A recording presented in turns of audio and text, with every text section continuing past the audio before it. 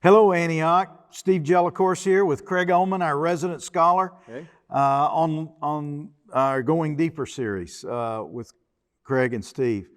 By the way, you may notice that instead of a living room scene in front of a fireplace, we are in a place that looks like a church, and this is our new building. We're on stage. So officially, this is our very first public proclamation from the stage of our new Antioch Community Church building. We can't wait for you to join us. And so we have a wonderful Going Deeper section in one of the most profound, memorable, and influential chapters of the entire Bible. We're going to start with Luke chapter 15. Why don't you tee that up for us?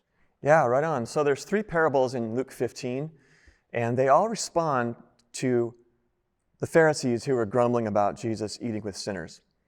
And it's always good to keep Jesus' audience in mind when you're looking at why he says what he says. So one of the things that Luke does is he tees up the audience so that you have their point of view in mind as Jesus is giving his. Right. So the parable of the lost coin, the lost son, and I forgot one. Oh yeah, the lost sheep.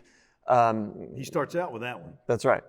Those are all about recovering lost things and your natural reaction when that happens. And so one of the things Jesus said is, when you recover something of value that you've lost, you celebrate. And so in that sense, the Pharisees are wrong to think it's so strange that Jesus would eat with sinners. He's not celebrating their sin, he's celebrating their recovery. Right. And there's there's so many layers to these, and one of the layers is the layer of the owner. What is his attitude toward that which is lost? And then there's the added layer of the lost object. Sometimes they're oblivion to their own lostness, or sometimes the one that is most aware of their lostness is the easiest to find in some respects. So, I mean, there's all these different ideas that Jesus is exploring with groups that have a self-image that Jesus is trying to maybe say, you may not quite be getting it exactly right. Like, for instance, the 2 brothers. Yeah, right, exactly. The third of those, like you're saying, is the parable of the 2 brothers, and we think about it as the parable of the prodigal son. But there's 2 brothers, not just the one who went away. There's one who stayed. But did he? He was sort of a lost son, even though he stayed at home, right? And you can see in verse 28 of 15, the older brother was angry and refused to go in. And his father went out and pleaded with him, but he said, "All these years I've been slaving for you and never disobeyed your orders, yet you never gave me, the fatted calf and partied with friends. And yet this son of yours who's been squandering his money with prostitutes," which, how did he know that? Right. We don't know.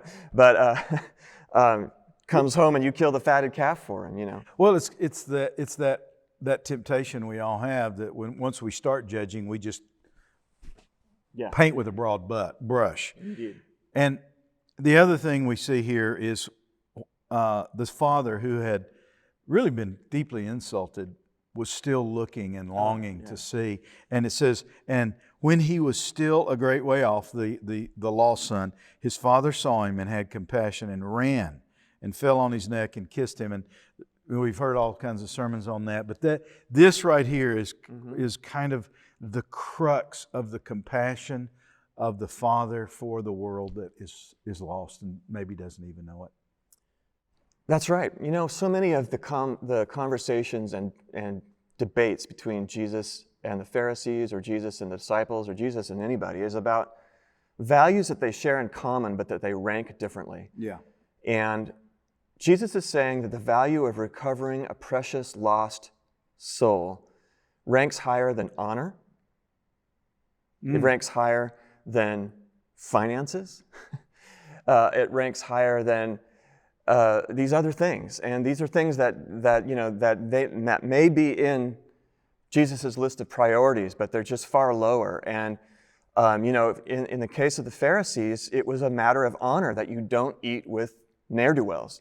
You just don't. That you don't honor that which is dishonorable, because then that brings, in their mind, that brings you down. And Jesus is saying, look at the Father who, even though he was dishonored, runs because the recovery of his son is more valuable. So maybe one of our homework assignments this week in going deeper is, why don't you list out some of the shared values that we have, but how in our misunderstanding of their priority, we can become a Pharisee or an elder brother or a lost son or a lost coin. Some of us are lost and don't know it.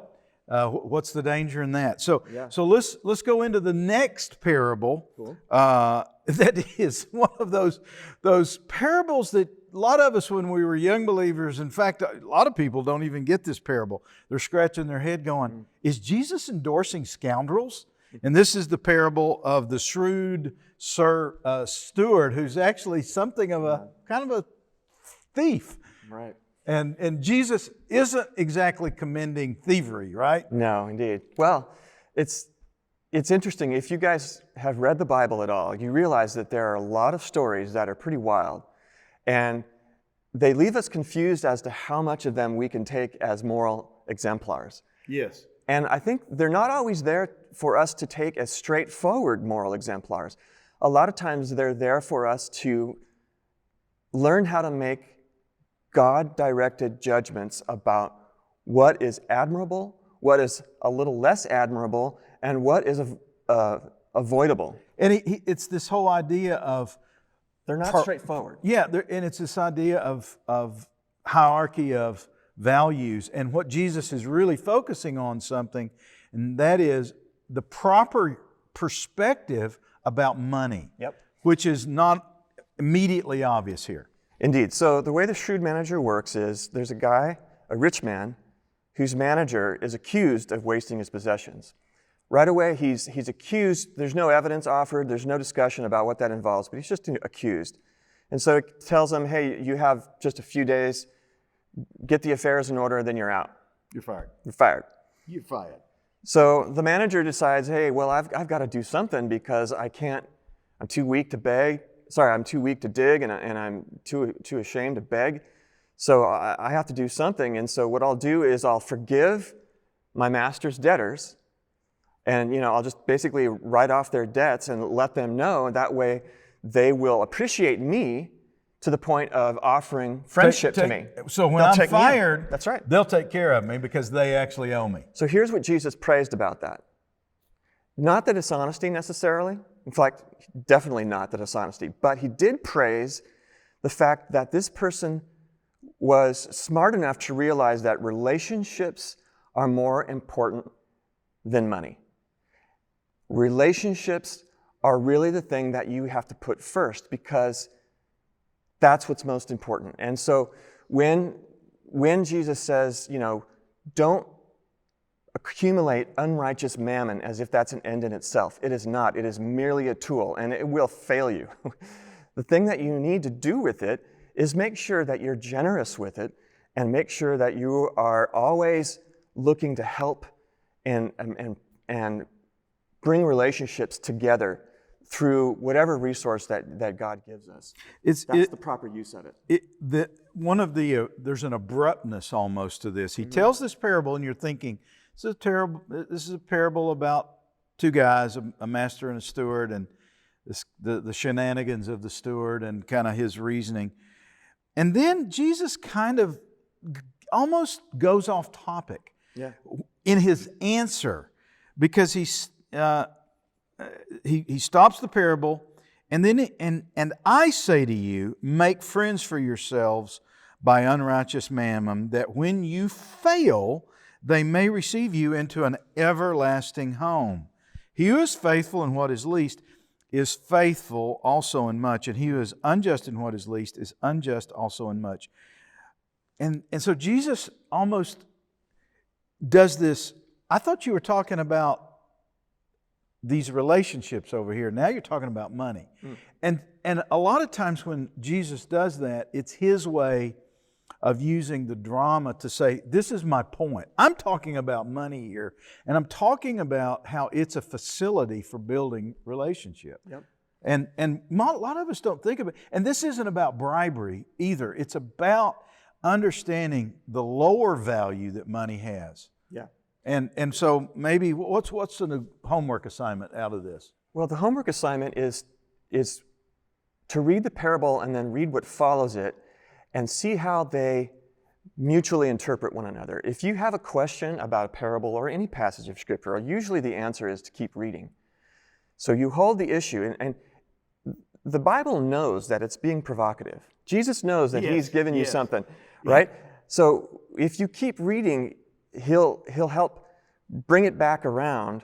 He's not going to solve all your issues with it. No. He's meaning to be provocative. But He's going to bring it back around and say, listen, you have to be faithful with little things. Don't get the wrong idea from this, right? It's corrective. You know, when I see a movie that doesn't leave a little mystery in it and it's kind of explaining everything to me as if I'm a dodo bird, I'm kind of like, click, I don't want to watch this. The dialogue is so artificial because each person is explaining it to the audience rather than each other. Yeah. And I think that a lot of us, though, are like the dodo birds. We want to be spoon-fed, and Jesus is saying, keep reading. Okay, did I just insult half the people? Yeah. You know what? I think Jesus kind of does that sometimes. He's going, don't be a spiritual dodo bird. Keep reading. That's right. Keep reading. Keep listening. Keep listening. Search out these matters. Integrate it. Put it together. That's always the assignment, is integrate it. Put it together. Never be content with just a little sandbox, where you're just playing in this little, relate it to what's beyond, and that will help. Well, I think you and I both can say we've been studying this a lot, and we have been that dodo bird. And we've gone, I don't know what that means. And search it out. Indeed. God bless you. We love you. Thanks.